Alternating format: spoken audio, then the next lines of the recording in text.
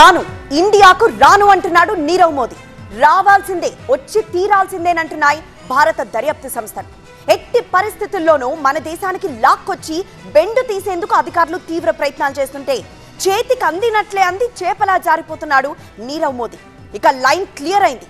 రేపో మాపో వస్తాడనుకున్న టైంలో తనను భారత్కు అప్పగించొద్దని 11వ యూకే కోర్టు కాళ్లు పట్టుకోవడం చర్చనీయాంశమైంది. మరి ఆ చీటర్ను ఇండియాకి ఎప్పుడు తీసుకొస్తారు? 11వ వేసిన పిటిషన్ పై కోర్టు ఏమంది? పంజాబ్ నేషనల్ బ్యాంక్ ను మోసగించిన నెంబర్ 1 కిలాడి నీరవ్ మోదీ అప్పగింత వ్యవహారం మొన్నటిదాకో కొలిక్కి వచ్చినట్లే అనిపించింది. నీరవ్ ను భారత్ కు అప్పగించేందుకు లైన్ క్లియర్ చేస్తూ యూకే కోర్టు గ్రీన్ సిగ్నల్ కూడా ఇచ్చింది. ఇక ఈ నెలలోనే తీసుకొస్తారన్న ప్రచారము జోరుగానే నడిచింది. అయితే తాను భారత్ కు రానని, భారత దర్యాప్తు సంస్థలకు తనను అసలే అప్పగించొద్దని మరోసారి నీరవ్ మోదీ పిటిషన్ వేయడం ఇప్పుడు హాట్ టాపిక్ గా మారింది. మరి ఆ పిటిషన్ పై విచారించనున్న కోర్టు ఎలాంటి తీర్పునిస్తుంది? ఎప్పుడు కాలర్ పట్టుకుని భారత్ లాక్ వెళ్దామా అని రెడీగా ఉన్న దర్యాప్తు సంస్థలు ఏం చేయబోతున్నాయి అన్నది ఇప్పుడు ఆసక్తికరంగా మారింది. నీరవ్ మోదీని భారత్ కు అప్పగించేందుకు ఎప్పటి నుంచో సానుకూలంగానే ఉంది బ్రిటన్ ప్రభుత్వం. నీరవ్ మోదీని భారత్ కు తీసుకొచ్చాక కేవలం ఫ్రాడ్, మనీ లాండరింగ్ కేసుల్లో మాత్రమే విచారణ జరుపుతామని భారత్ బ్రిటన్ ప్రభుత్వానికి చెప్పింది.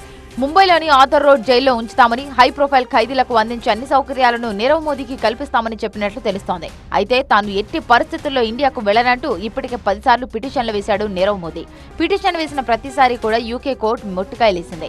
దీంతో ఇదిగో వస్తాడు, అదిగో వస్తాడు అన్న ప్రచారం జరుగుతుండగా మరోసారి కోర్టు కాళ్లు పట్టుకున్నాడు నీరవ్ మోదీ. మరి ఈ పిటిషన్ పై వచ్చే ఏడాది ఫిబ్రవరిలో విచారణ జరిగే అవకాశం ఉంది. అంటే ఈ ఇయర్ నీరవ్ మోదీ ఇండియాకి రానట్లే కనిపిస్తోంది.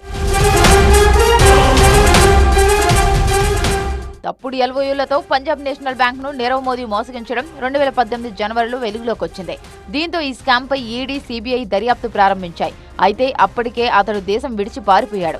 ఈడీ అతన్ని పరారైన ఆర్థిక నేరగాడిగా ప్రకటించింది. అయితే నీరవ్ తమ దేశంలోనే నివసిస్తున్నాడని 2018 డిసెంబర్లో బ్రిటన్ ప్రభుత్వం భారత్ కు తెలియజేసింది. 2019 మార్చిలో నీరవ్ ను అక్కడి పోలీసులు అరెస్టు చేసి జైలుకు తరలించారు.